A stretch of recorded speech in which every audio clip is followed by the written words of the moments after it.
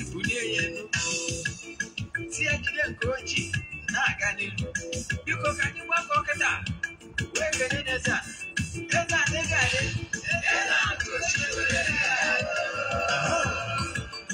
Eze-Ana Ugochi tubelu. Woko mano oraifite. Igade.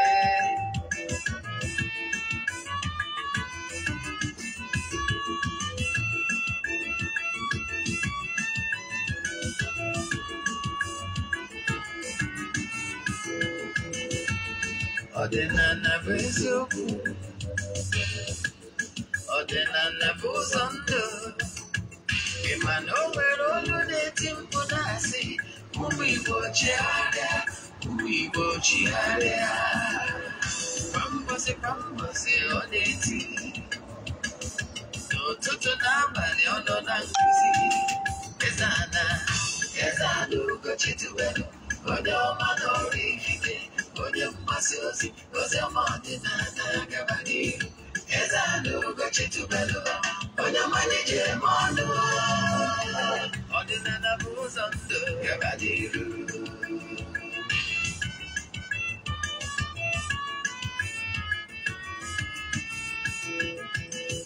Eze-Ana Ugochi tubelu, onye ọma na oraifite. Onye mgbasa ozi ọma ọdịnala gaba n'ihu. Eze-Ana Ugochi tubelu, onye malije eme ọnụ. Ọdịnala bụ ụzọ ndụ gaba n'ihu. Eze-Ana ga-adị, Ugochi tubelu ga-adị.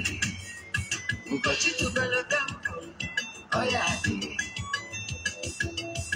Maka na eziokwu anwa chacha, ndị oge erighị anyị front and back, ndị oche erighị anyị front and back.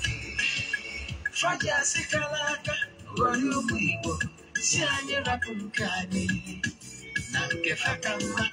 Buru Baịbụl bịa, akwụkwọ akụkọ, ebe chọọchị fa, obodo ụka dịkwa. Mana Ugochi tubelu ekweghị ekwe. Eze-Ana si na ọma mme, ọdịnala ọmanwụ chacha. Oge ọbụla ọ na-eti, ọ nọ na nkuzi. Chukwu abịama gbaga ume, ọdịnala ya dị. Eze-Ana Ugochi tubelu, onye ọma na oraifite. Onye mgbasa ozi ọma ọdịnala gaba n'ihu. Ọtụtụ ọma asị nka chi tata bụ eke ketara anyị ihe ọma ma kepụrụ anyị ihe ọjọọ. Asị m na akakaka ya amaghị na jijiji ya amaghị. Asị m na ọkwụ na ilechi anyị na ukwu ya echi ya. Asị m onye si ihe anyị ji wee dịrị anyị dịgbo onye a na ndụ, onye si ihe anyị ji wee nọrọ anyị dịgbo onye a na ndụ. Asị m na onye si na anyị ga-adị mma na onye anyị adị mma, mana onye si na ya ma adị mma na onye a ama adị nata mma tiri ụwa gwụ. Osisi fụrụ anyị na-atụ ufere, asị m ofere amapụsiri ọnụ kama ya si n'ukwu pụọ ya. Ise a bịakwara ụbọchị taa n'oge awa nke isiokwu anyị ji nkụzi mara mma wee bịa. Anyị jikwazi kaadị Airtel, anyị ji Airtel airtime, yes, anyị ji Airtel, anyị ji MTN wee bịa. Anyị mechazi introduction akpọ onye bụ kaadị. Then isiokwu maka ndị amara onye mbụ, aha m bụ Ogbuefi EZE-ANA Ugochi tubelu na oraifite. Abụ m onye isi nchụaja na Ugochi tubelu na tempụl. Anyị na-agba afa mmiri emekwazi ọrụ mmụọ dị iche iche. Abụkwazi m onye isi nchụaja na ọdịnala restoration prayer ministry. Ọ ngalaba na anyị ji ekwubiri ndị mmadụ okwu mgbe a kpọrọ ọdịnala administration n'usoro ọdịnala ka na-abịa every Wednesday. Oge anyị ji ekwubi okwu n'isi friends and well wishers and the friends of the temple all over the globe. Ọ bụkwa na nọ nso nwere ike isonyekwara anyị. Then ka ọzọzie bụ na mbụkwa onye mgbasa ozi ọdịnala Igbo. You can call me an evangelist. I will answer. My mission is to help people live better life. N'ụbọchị tata bụ eke, isiokwu anyị ji bịa bụ the importance of devotion, celebrating and recognizing your ancestors and their departed relatives on your issue by the bandage must fall today. I'm not going to hear Maro. Gamma, the offer. But before I get any funa, no way chidine ka aja I not for 14 days in 1 November video. So he will also only today. He will from now till midnight of today. He will use a right. The next way, but I am not going to process. When I can go on your phone and go wire. Aja, by that to Aja, Bunyan, Ajaputi, this in the friends and well wishers. This is when I have he gave me forward a 3 prayer request. There are 3 prayer requests. I have 3 prayer requests. I have 4. Immigration took to the account number. The chat is YMO na 0805 7837 672. I repeat 0805 7837 672 on my WhatsApp number. The one nation is on you. Forward I 3 prayer requests. Yes, I can not bigger forward you took. Now, here also information I get it from you. We can register and do this. Ah, just go na care bullion dim madin. Ah, Jamon, I to do your whim. Yes. And no agenda for Nanya Sigonia, we put up the money. So, Nanyabochi, I never do Yabaja, Goma. I got what I did teacher, he have made it teacher. The who entities of pause. I'm more looking to run at them. I'm a Caesar. Then I go for the teacher, who be a good teacher, all of what the teacher. I get sent the quiet video, no audio. I did mark the beginning. I get sent the quiet only. Sunday in the swing and Yabata, you want here. Because in Malaya, they show you on the social media. So, near Ajani and I got you Sunday or WhatsApp, this way and Yabata, what's a young video. Then, but I gave much better 19. I gave video again, send the $1. When I met I got out of the was not was your gown. So, beside this, this way I there was in video. Was I to watch to more the teacher than book Messalaka. They do that. You know, Tanya? Because I was able to HFuna. Then I've gone there and then online. They can advise in there in then on other social platforms. Yes, they can watch a video with a letter.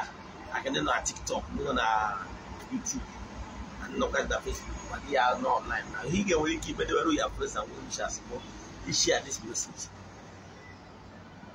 Give us your message in better change life. Then all that you person ever. You want to Nankuzi or Nankuzi, or we home on an Abu to Gaja or Dani. Send the message in WhatsApp. I will respond. It's my come answer my call. I'll respond to my messages. Then this is why you don't know what it's bon Aguanamia. Why you should celebrate your ancestors? Why you should pay attention? What put her or was he just celebrate her? Was he Japo at Rohanku? Remember them, and by so doing, we will build personal relation, personal relation with them. Kebe is your Kubuna. There were forces that control this universe. Don't call me what they have for the teacher. And when they get by principalities and powers, 9 choirs of angels, whatever. Whatever I body, or the Nanibo will leave for Nanibo body. Yes, but he need abundant to do 20 supports. But Nanibo, Danine, Degan and Andimbo, Nani Cantana, all hung upon the forces. Let me tell you what you don't know. I will keep saying it because why you are where you are today is as a result of not doing what you're supposed to do, what is expected of you. You have not done the right thing to create massive results. Some of you might be doing the right thing, but you have not done it enough. but majority are doing the wrong things. And you cannot keep doing the wrong thing and expect good results. So if you don't like what is happening to you right now as we speak, you have to change and start applying the right method. Let me tell you what happens.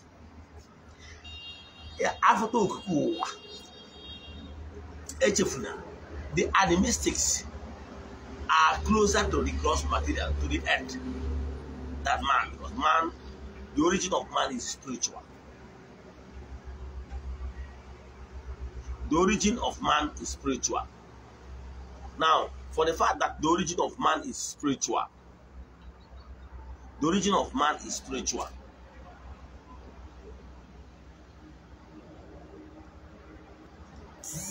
So, the origin of man is spiritual. For that reason, engineer, so the origin of man is spiritual. For the fact that the origin of man is spiritual. Now, after creating the world, the Almighty Father have created the entire universe. And when the elements, the world had to take care of this gross material. Because the mystics are closer to the gross material. They are here before us. The animals, they are here before us. And order the elements have the four cardinal elements. They are here before us. The salamanders, the gnomes, the herbs, the mammals, the water sprite, and all the water, the elements. There are too many. I can't start mentioning them now. But they are here before man.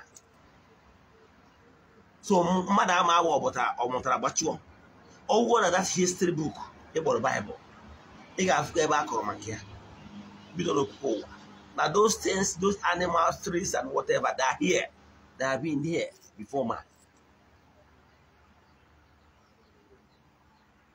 So, they are here before man was created.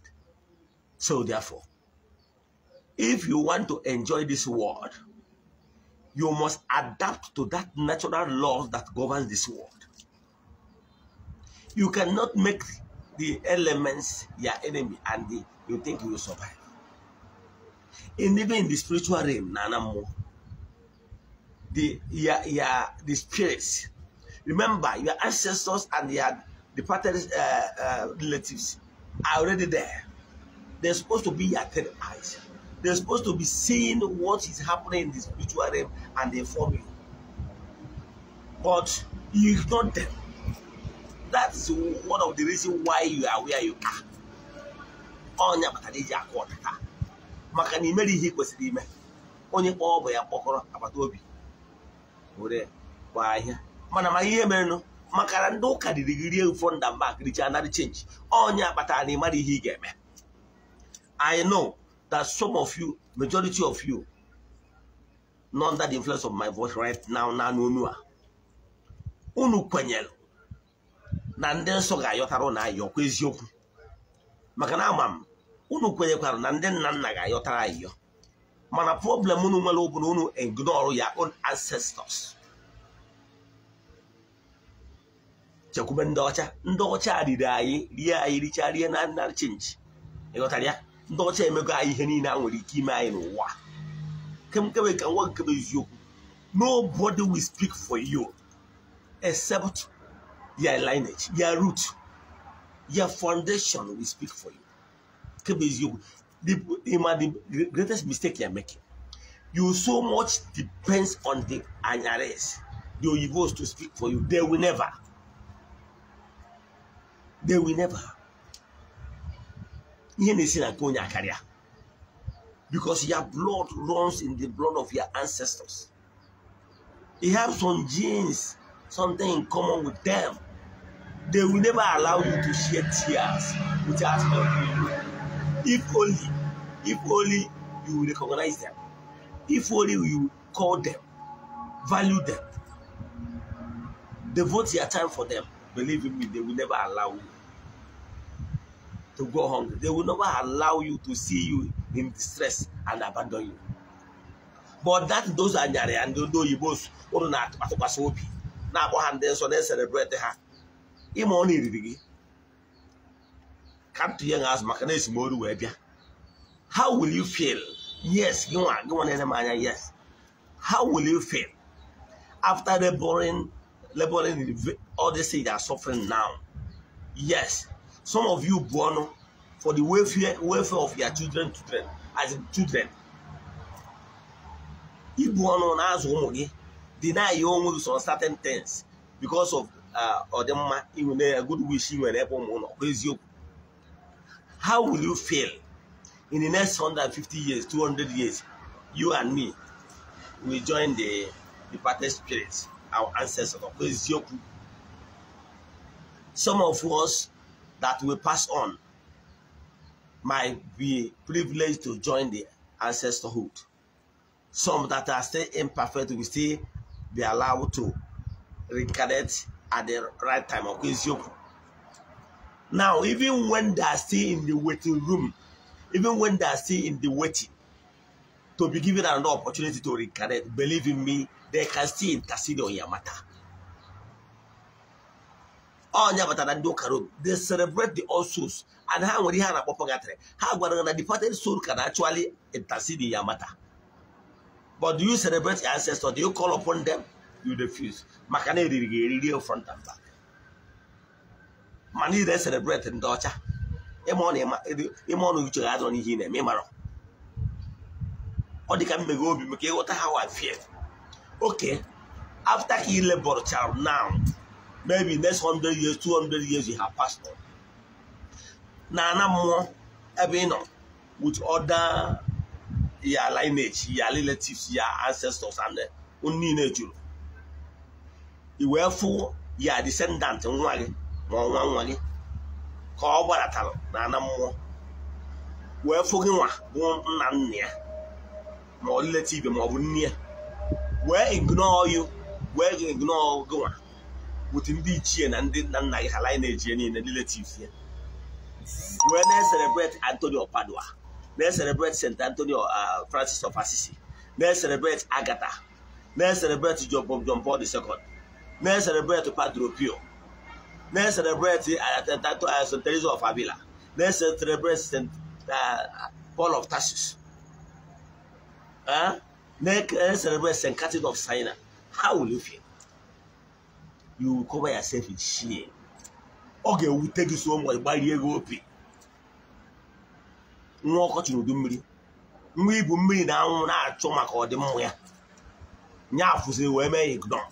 Let's celebrate to your son that did not even contribute cover or anything for his way pain or her way pain. Let's celebrate to your child. How will it feel? You feel Obi Abawa or Wezu. Okay, man, and what I clear. Name what I want, what I never. So, shall one to go of age, adolescent. Well, put a compound, a would have been a face man face you. Okay, go up near. Okay, on the level. Yeah, what I will say, one a horrid quaggy. Guy did to a horrid quaggy. Macada, or maybe hope with him or quiz you. Okay, how will you feel now? 1 hour to Taro? We need non die your roof. But I want to Kenene Boggy. Match that I can't come back. Can I know of Masalecha? Manotopo neon. How will you feel? You feel so sad or quiz you. That is exactly what you are doing to your ancestors, and they are not happy with you. Mana eno amani enu na what Chineke nke Shadrach, Meshach and Abednego. He celebrate na ewo Abraham. Abraham he celebrate na Abashak, Meshach and Abednego. If they have their time, they will say prepare you. Yes. That how they are here. Makani will only see you. He won't use you. How they are not that today. If they care, they will take care of their own relatives and then down there. Not going up one use yoji. Now, from Africa. Only Mari Heneji, only for Uru. furu ka eji mbasụ wee na-enyi ori ibie ma akwa na-etu a ka ọ ya dị. Ndị Igbo ndị Afrịka unu echefuo n'ihe mere unu na gboo. Ọta ka agbawara Afrịka asị, ọta ka agbawara ndị be anyị asị, ọta. Ndị Igbo nwere uche, ọgwụ na ndị ọzọ ụmụ Afrịka jụ na ha mee uche, ndị Igbo nwere uche. Kedu ka esi were ya onye mere anyị ha? Ọ ya dịrị ndị mere anyị ha na mma. Eriri anyị rie anyị tọtọ ka mmadụ wefu na akwụkwọ ndị ụka ọbịa. Ụfọdụ na-asị nwa kere ịbata nji ekwu otu akwụkwọ ndị ụka ọbịa. Ihe nji ekwu otu akwụkwọ ndị ụka ọbịa bụ maka na mma eji n'ihe ịma wee marụ atụ ihe maghị. O nwere otu one of my van visited m na yesterday na temple. O wee jụọ m sị m ka ihe kpatara na m adị akpọ n'aha Jizọs. Wee sị ya ka m bịa ekwu nke a ka m kọchagara akụkọ ji wee bịa ka nke ọrụ ofu akụkọ. Ịma na ndị a na-ekwu ndị anyarị kpọrọ anyị asị nkiri egwu ịma ka nke ọrụ akọ na-esimoru. O nwere onye a na-akpọ echefuna na Africa bụ the seat of wisdom, the word power, the tool that type of Pharaoh. Africa is seat of power. N'ime na Africa bụ seat of power ihe o wee bụrụ na onye ọbụla all over the world agbụrụ niile na-abịa n'Africa maka amamihe na nghọta na ihe ọma dị iche iche. Ọ ihe na-eme n'Africa nke ndị otu Pharaoh na ndị otu ya bụ ndị na-adominate Africa. Ebe ọbụla na-agara Africa nwere amamihe, Africa nwere ihe niile. Civilization started in Africa. Abraham na nwunye bụ Sarah di na nwunye ha mụtara nwa. Maka ihe nke a ma nke ọzọ ya anya n'ọnụ m, enwere health challenge. O wee bịa n'Africa maka ọgwụgwọ. Mgbe ọ bịa n'Africa, o wee duru nwata nwa agbọghọbịa onye Afrịka na-akpọ Hagai as maid. Hagai wee savụọ ndị a wee gbarụ di na nwunye odibo n'irube isi, rubere madam isi, rubere ọga isi, savụcha ha n'ụdị na-enwere atụ. Ana m achọ ịgwa gị ihe ndị anyarị mere, ndị na-eche na ha ga-alụ ọvụ tomorrow. Even Abraham anyị na-akpọ na ụmụ ya, because onye ọbụla ịkpọrọ Jizọs, ịkpọrọ ndị ọzọ si, ịkpọrọ Shedrak, Mishak and Abednego, ndị niile na-akpọ ụmụ David ma soro, ndị niile na-akpọ bụ descendant of Abraham. O wee bụrụ na nwata nwaanyị Hagai, nwa azụrụ azụ, nwa Afrịka, wee savụọ ndị a in total obedience. Na akwụkwọ ndị ụka ọbịa nwere ebe rekọdụrụ na Hagai kpọrọ ya iyi. O nwere ebe rekọdụ na Hagai nupụrụ isi. Hagai was a very perfect maid. O wee serve wonder with all sincerity and honor. Kedu ihe eji kwụ ya ụgwọ?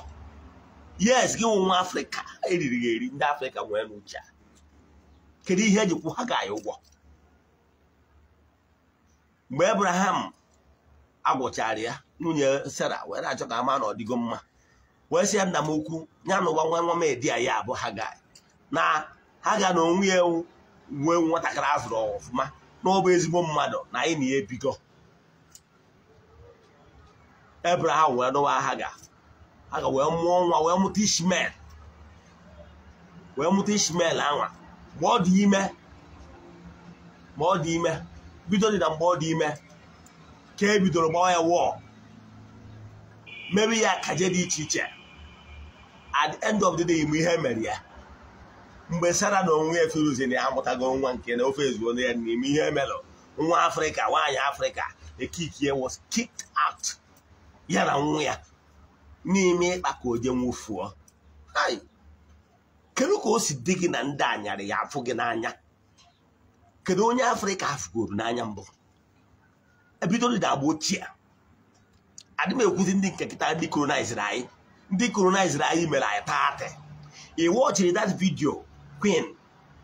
Yes, mba ndị mgbago ndị anyarị Queen anwụrụ. Ị watchiri that video anwa mgbe ahụ ọ nwụrụ a na-esekleti ebe ọ na-agharụ ndị nna anyị ha ọkụ ọnụ n'ala. Ị watchiri dịka ụmụ ọkụkọ. Ị watchiri ya. kedu ihe kpatara na all dehumanizing ịmana ndị a maka esi eji mmadụ eti ebene agba football ndị a emere anyị taatị kedu ihe nwere ihe o dịrị anyị na-esi ụmụ esi ndị a gwa file ịbịa owere ọka anyị gị n'aka ịbịa owere ọka anyị gị n'aka whatever ọnọchọ ihe onye ha ya n'aka mana ihe o nwere ya bụ na ha drọwo dị aka nyanwa aka ọgba glove imetụ ha n'aka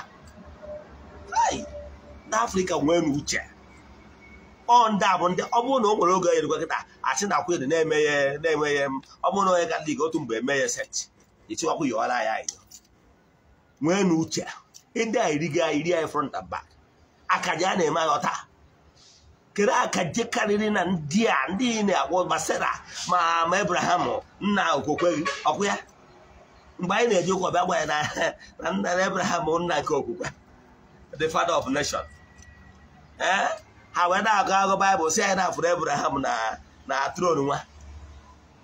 This is a man that refuses to show sympathy. This is nwatakịrị nwa eme dị sabụrụ ya na nwunye ya mgbe ọnọdụ ha dị ana mgbe ha na-achọ nwa mgbe ahụ adịrị ya sabụcha this family oluzie ka nwatakịrị adịrị ime maka na nwunye ya bụsara amụtago nwa nke ya bụ Isaac nwa bụ nwa onye ọcha nwa onye Afrịka bụrụzie nwa a ga-eji gba football kai ndị a ma afụ na tagị n'anya ihe ọsọ gụ lachaba ha ike ọsọ mgbe ihe ọsọrọ onye Afrịka mebe ndị anya they will never see you as equal with them. Never. Na ha bịara na colonize Africa ọ bụrụ mineral resources na Africa ka ha na-ewe ha na-eme na Afrịka n'anya ịnwa onye a na-akpọ ụmụnne m na Kristi ọsọ ya bụrụgoro na community Jerusalem bụ na na-eme anụ unu n'iyi they will never talk. You know why? Even the pontiff will not talk.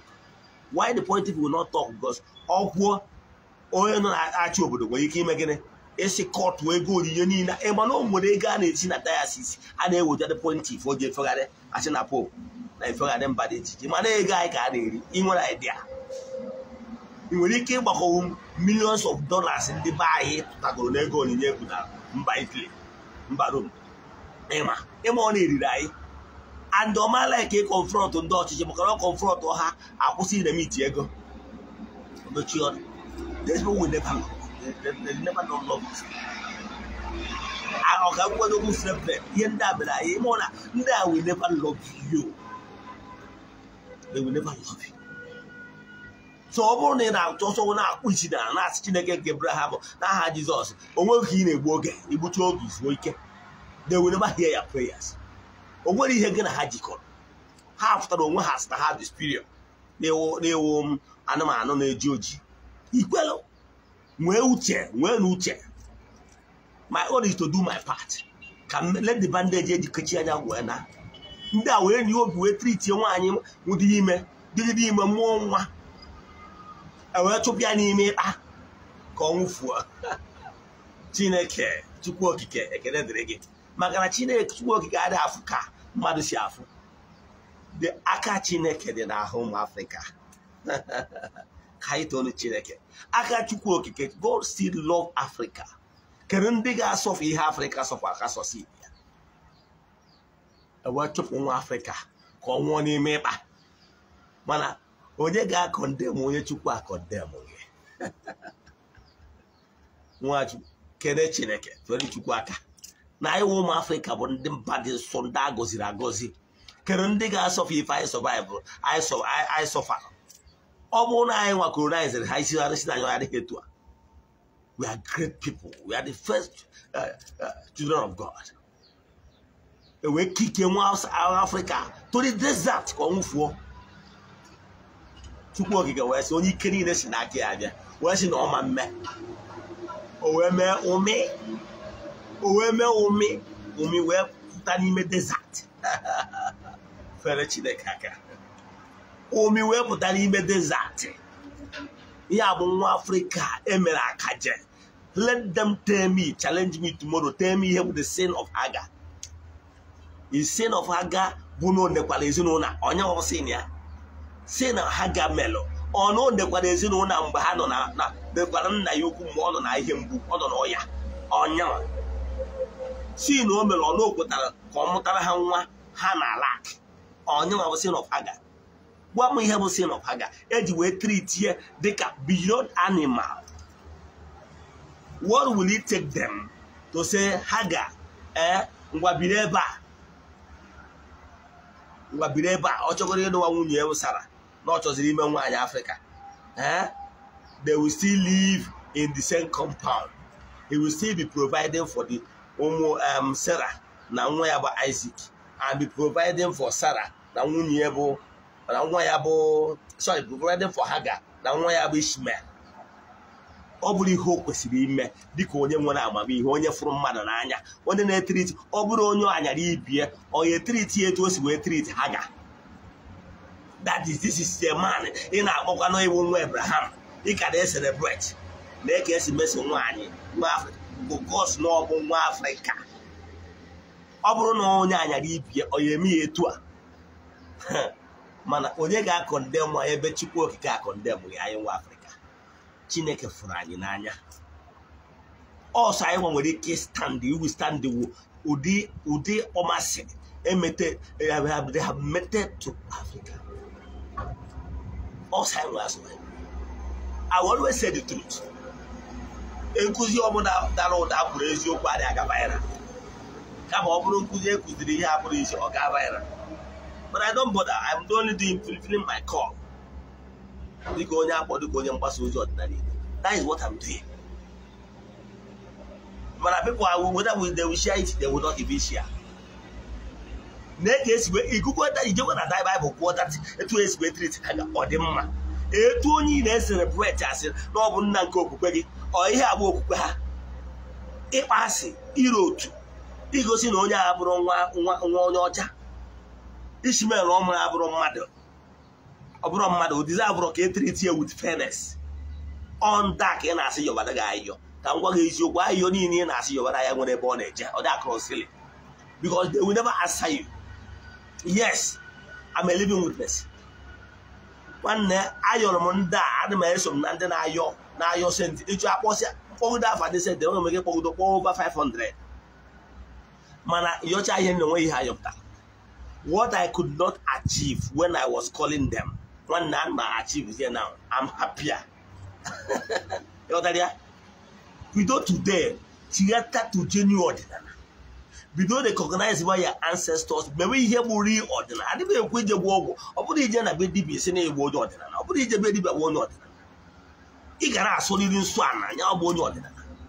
Even those ones that I can tell you that with some matter of fact, as long as you open your inner self, in Asia, Chegaria, Machigaria, in May, I can tell you, in matter of few years, he can achieve, he achieve throughout all those years, decades, which they will never do. Oh, yeah, but one asked him why the mother Jesus. I'm on the woman. Yes, why will I call the name of when you hear Melabo? In Buena, I put name, more than women name again. Now, the name of my ancestors. See here, your man, Melamo. Mana upon the name of create or the name that was never existed before the Council of 431 AD BC. That name was never mentioned in early councils of the church. And there's nothing like letter J in Hebrew language. It's a fabricated name. Is it because of Saint Ignatius Loyola, the founder of the Jesuit? Then they promote the Latin word Jesus, Jesus, the English word Jesus. Is it what they want me to celebrate? Saint Ignatius Loyola is one of the people that publicized the name. When in the congregation, and when the father, when the brother, when the sister, and when schools, even in Abuja, and when Ignatius Loyola College in Abuja. Is it because they fabricated that name? That Mayona had Jesus. Let me tell you, even that your so-called Jesus said no one na onye kesitariano. No one na onye kesitariano. Na na ka yuku. On na ka na po. ịghọtara ya now kedu ka ebe o gosigo m nọ nna kedu ihe iji na-akpọ ya then ka m gwa gị ihe ọzọ mgbe Moses akọrọ akụkọ na Moses si wee kewa mmiri Red-Sea ọ bụrụ na aha Chukwu okike ka ọ kpọrọ Red-Sea wee kewa ịchọ ka ngosi kụwara olu ebube dị iche iche kwuru ele ka ọdọda agba ochie Chukwu okike nke pụrụ ime ihe niile onye ike niile dị n'aka ya Jesus is a Messiah, is a master, is a rabbi to ndị anya fine and good akpọtara ka ọ gbasara ndị be ha ozi ife atọ that have existed ka awa dịrị onwe iche mana we Africans, the first children of God, we don't need his name. We have the power, we have the connection to talk to God, our Father, direct. Even when they came to the entities of powers, now they never done the look at you. No more, he maintain law and order in earthly phase. This gross material. Now, once you, they all have this for Chineke. By doing their work, they interact with man. So, being in their good book, we make them to recommend you and to assist you.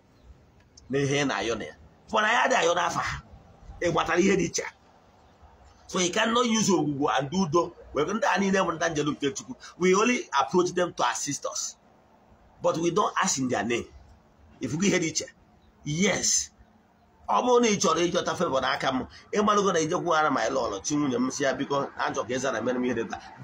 I am America.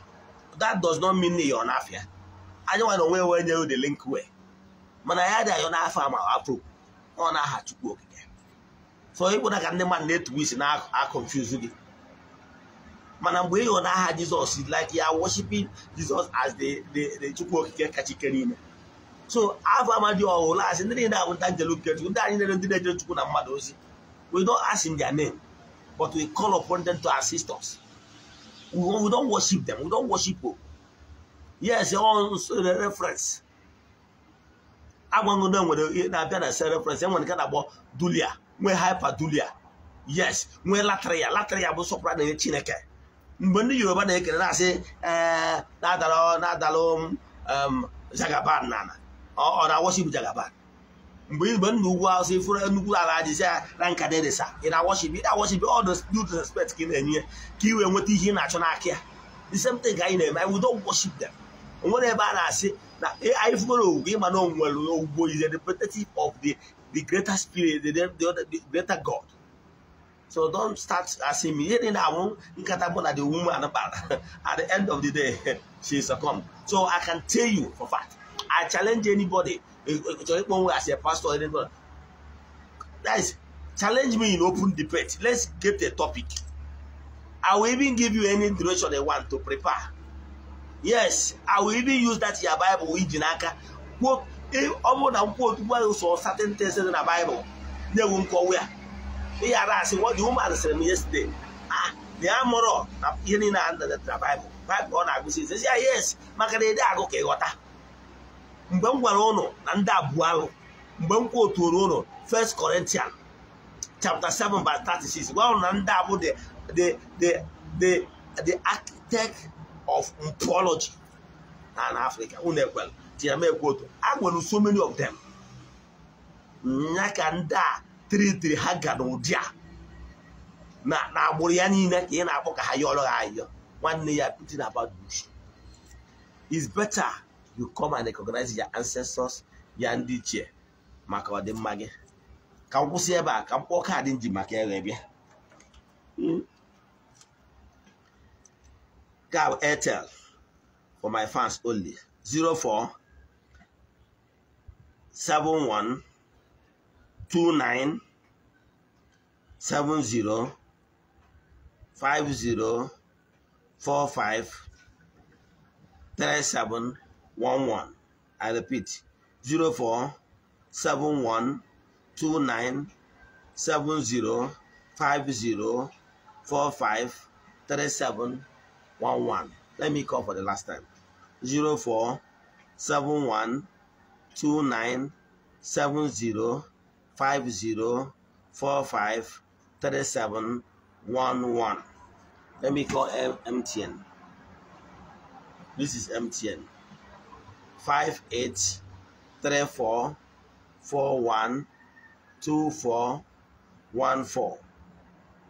Again, 5834412414. Again, 5834412414. Let me call for the last time. 5834412414. We go carry a ball only for my fans. Don't copy it and send it to another person. If it's not network you are using, leave it. People will still watch this video later today, and some will watch it on YouTube. They will use it. It's my talking to say well done to my fans. I can go on the Nesonai, the former Esther, Dalo, Prince Ike, Anna from Yamuche. We don't know. I could be a more could have to work and kept me here in the Nice in the Nesonai. No gay. Mbaso's administration. No guy one case you ask him by this time. I'm away by there. Ebo Munonia under the influence of my voice. Now I took work and kept me here in the only can in the Sinakia. And my young and so all over the world, no Africa at large. Then in the day they go really have front and back. Let them receive Amamiya. Can we get together back? No, the Nana. Maroni hates and Konya career. Kawe Waturu Nangozi Sinaboro Obuna Amulone. Now I took work and kept me here. I see the home again, Melono. No one, I don't need me on one of them, but I on one gossip. Nakakaya Mon, that is Jayamon, the home again, Melono. Now I took work and kept me here. Yeah, guys, say.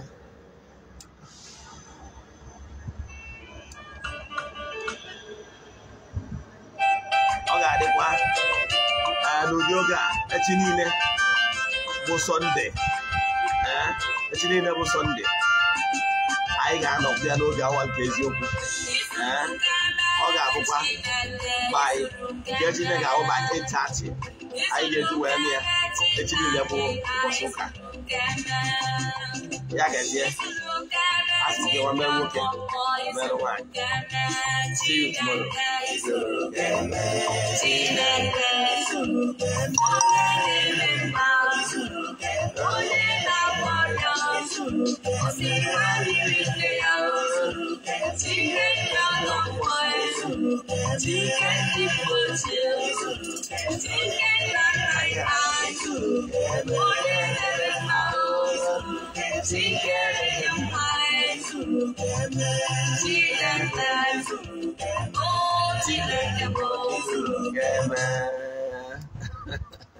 God did it in the magazine.